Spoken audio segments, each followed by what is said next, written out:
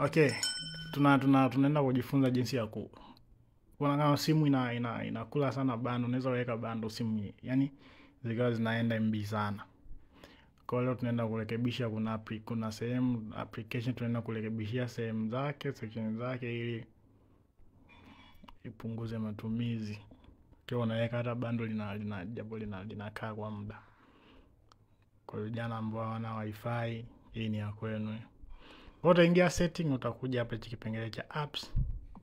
Utabonyeza apps. Utakuja see all. Ni apps zangu ziko 108.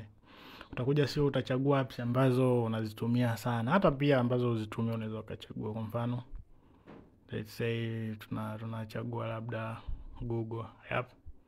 Okay. Kuna ifungua Google hiyo, imekuja hapa, utakuja kipengele cha 3, cha 4. Utakuja kipengele cha 4, mobile data usage.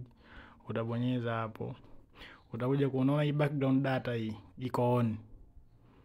Ndio inafanya MB zinakuwa zinawahi kuisha. Kwa sababu yani maana yake kwamba Google ukiwa uitumii bado itakuwa ina run your MBs.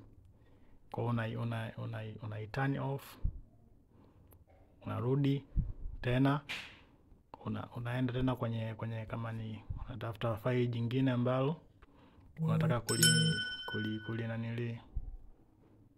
kulitolea hiyo. Sawa?